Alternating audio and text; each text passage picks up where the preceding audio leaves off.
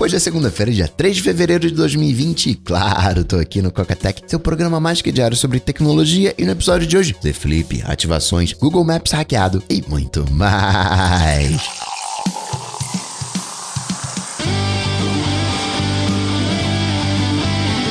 Dicas, produtividade, tecnologia, opinião, comportamento, tendência, notícias. Cocatec. Cocatec, a sua dose diária de tecnologia. Apresentação: Gustavo Faria. Sábado eu consegui ir lá no centro aqui no Rio de Janeiro no treinamento para suporte Apple e bem legal. É a diferença de você aprender com quem vive mais próximo à dor. Nada supera a prática. Você ser um cientista espacial, no Rocket Science, que agora tá na moda, você construir um foguete espacial não te capacita a ser um astronauta. É completamente diferente os meandros. Quem faz um carro de corrida é completamente diferente de quem pilota. Meter a mão na massa, né? Lidar com quem tem a vivência é simplesmente sem preço, curti demais. Coisas que eu vou incorporar no livro das configurações mandatórias do macOS, no Mestre do Mac, no Cocatec. Sensacional. Parabéns pro Eduardo Cidade. Notícias. Cocatec. Esse final de semana, desde sexta-feira, foi particularmente, curiosamente, calmo. Sexta-feira, de manhã, eu falei, tá calmo, tem algo diferente. Efeito coronavírus, efeito pré-Super Bowl, talvez, né, o janeiro tenha rendido demais, janeiro foi longo, mas eu percebi isso. Falando de coronavírus, parece que já tem uma vacina pro coronavírus, mas ainda tem testes de fazer em animais e tudo mais, para os humanos só no final do ano. Facebook e Instagram vão remover fake news envolvendo o coronavírus. Às vezes pinta uma na minha mão que o coronavírus tinha sido patenteado pelo Bill Gates. Eu não li tudo, classificaram isso como fake news. Claro que isso tem impactos sociais, mas saindo dos impactos, quando falam vírus, né, pela minha realidade, acredito que é uma realidade bem próxima da sua. Quando se fala de vírus, você já pensa logo em vírus de computador, você já pensa, né, lembra o Windows com antivírus, já mudou bastante essa realidade. Estou afastado do Windows, de meter a mão na massa com antivírus e o suporte Windows propriamente tal há muito tempo, mas tenho aqui no meu inconsciente aquela coisa de vírus, antivírus, Microsoft, e aí, né, o coronavírus, patente do Bill Gates, e a primeira coisa que passou pela minha cabeça foi uma pegadinha com a questão de vírus e vírus de computador. Teve uma outra que eu vi também que tinham partes do HIV no coronavírus. Na verdade, você tem parte de diversos organismos, não teria motivos para concluir que seria especificamente do HIV. Assim como o Bill Gates patenteando o coronavírus tem um contexto para a galera de tecnologia, de repente para biólogos, essa galera de vírus tem outro contexto, essa coisa do HIV dentro do coronavírus, mas nessas horas o que conta é um impacto social. Eu vejo a movimentação que, claro, tem que conter tudo aquilo que o protocolo manda, mas a sensação parece que a gente tá vivendo na Idade Média. Vamos combinar? Não é mais assim. Agora, o que eu destacaria para esse final de semana foi um suposto vídeo mostrando o Galaxy Z Flip. Ele é grandão na mão, ele é praticamente o tamanho da palma de uma mão. E quando você desdobra, ele fica comprido toda a vida. Difícil de com o polegar alcançar a parte superior. Tudo bem que é um Android. O Android você tem os controles na parte inferior da tela, mas eu achei compridão. Tem uma galera falando, mas toda vez que eu vou ter que usar, eu vou ter que abrir, perde a praticidade. Quem teve um StarTAC, né, já pegava no bolso e abria com aquele peteleco com o polegar. Não sei se isso seria exatamente um problema, questão de usar para ver. Eu ia falar que eu não uso número de ativação, esse número de aberturas que eu não usaria tanto. Eu fui lá no tempo de tela, que tem como você ver a média diária de ativações. Eu tô com uma média de 105 ativações por dia. Eu achei bastante, eu achei que eu tava abaixo disso. O número que me vem à mente é de 90 ativações por dia. Pode estar um pouquinho abaixo, um pouquinho acima, mas aqui na minha cabeça, 90 ativações por dia, essa seria a última forma. Tá dentro da média, mas eu achei que eu tivesse abaixo, porque acaba que o meu uso é muito controlado. Eu tenho aquele meu momento smartphone que eu pego e varro as redes sociais, é limitado por tempo. Só que eu tava pensando nisso, eu vou fazer atividade física, aí ali já conta uma ativação. Quando eu tô na atividade física, eu não ouço podcast, eu leio livro, e aí às vezes tem que fazer uma anotação. Quando eu vou fazer a anotação, já é outra interação. Tô comentando especificamente isso, porque o tempo de uso mostra o primeiro aplicativo que você usou depois da ativação, e ganha pra mim aqui meu aplicativo de leitura, exatamente porque eu faço essas anotações. Essa semana eu fiz 74 anotações, minto, eu ativei 74 54 vezes, aí ele dá um play, né, muda o livro, mas enfim, sei lá, 50, 60 anotações, essa é a ordem de grandeza. Empatadinho ali o WhatsApp, com 70 usos depois da ativação, faz um mega sentido. Peraí, não, deixa eu mandar aqui a mensagem. Depois vem o Instagram, com 50 interações. Isso também faz sentido porque o Instagram é o primeiro aplicativo do meu rodízio social. Tanto que o Facebook não aparece na lista, não aparece na lista o Twitter. Quer dizer, até aparece, né? O Facebook tá com 5 ativações, o Twitter 9, aplicativo de corrida também 9 interações, Safari 9 interações, ou seja, 9 momentos em, peraí, deixa eu pesquisar aqui sobre tal coisa. Então aquilo que eu ia falar, mas pra mim não tem problema, porque eu uso pouco o smartphone, acabei descobrindo pelo tempo de uso que não. Ainda que eu use de maneira extremamente, vou chamar assim, comedida e consciente o smartphone, eu uso mais que a média. Vou colocar uma enquete lá no Instagram, qual o número médio de ativações por dia. E Coca, a Samsung tá com uma patente de smartphone com 3 telas. Na verdade não são 3 telas, é uma tela só, com 2 telas auxiliares, com 2 subtelas, talvez seja o melhor nome. Lembra do Edge que você tinha as telas na lateral? É exatamente esse conceito. Só que, ao invés de ser na lateral, esquerda e direita, é no topo e abaixo da tela. Então, imagina um smartphone meio oval. Você teria a tela com ângulos retos no centro, como a gente está acostumado, e o queixo e a testa, você teria outras... Seriam telas, você teria outras 2 mini telas com funções. Você deitou para jogar um jogo, você teria ali os controles. Tá na vertical, você veria o sinal, bateria, a hora. Na parte de cima, embaixo, seriam os controles padrão do smartphone, a navegação. Então, nada de dobrável, nada de 3 telas. Não, é um smartphone tal qual a gente está acostumado, com essas subtelas de mapas. Uma coisa curiosa. Um carinha pegou um carrinho, pensa num carrinho de mão, um pouco diferente. A gente pegou um carrinho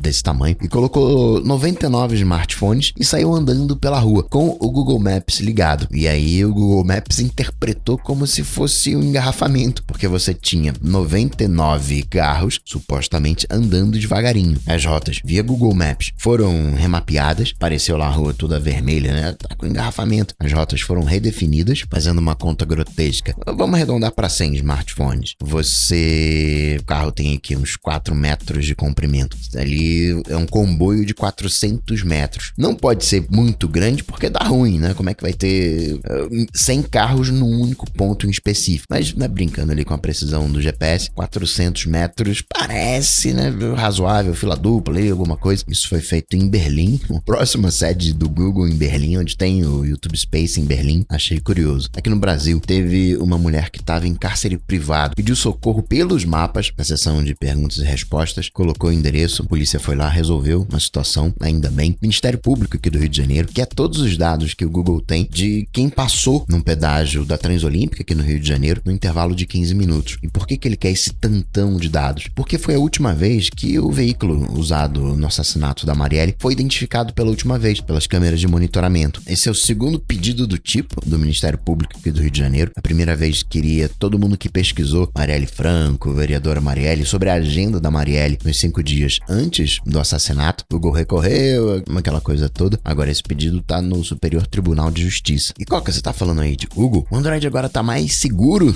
do que o iPhone? Então, as maquininhas que quebram a segurança dos smartphones, você tinha versões que quebravam todos os Androids e alguns iPhones. Agora você tá quebrando praticamente todos os iPhones. O iPhone mais seguro tende sempre a ser o último, com o último iOS. E o que tá acontecendo é que as versões mais recentes dessas maquininhas que quebram a segurança não estão conseguindo acessar o S9, não estão conseguindo acessar o Pixel 2, o P20 Pro da Huawei. Eu ainda não vou afirmar que o Android tá mais seguro que o iPhone. É curioso, mas lembra como funcionam essas caixinhas. É um repositório com as falhas descobertas cadastradas, explorando essas falhas. Peraí, não, você tá espetando aqui, é um iPhone tal, com um iOS tal, o que eu consigo fazer? Apenas para esse momento atual, não acharam uma maneira de explorar Pixel 2, S9 e o P20 Pro. Legal ver a Huawei nessa lista, né? O Trump não fala que é Huawei espionando, não tá respeitando os dados do usuário. Bem curioso, ainda mais porque nenhum dado conseguiu ser extraído do P20 Pro. Pegava no S9 e do Pixel 2, pegava ali uma coisinha ou outra, mas do P20 Pro, nada. Ainda sobre Google, saiu uma atualização pro joystick do Stadia. Claro que tem toda uma inteligência no Stadia, mas eu sempre acho curioso essas coisas, entre aspas, burras, né? Atualizar a porta, né? Outro dia eu atualizei minha porta. É curioso esse momento. Google, copiando o TikTok, lançou um aplicativo experimental, testando pra ver o que acontece. O Tangi, que é pra criar vídeos curtinhos até 60 segundos. Tem um punch meio Pinterest, tem uma coisa meio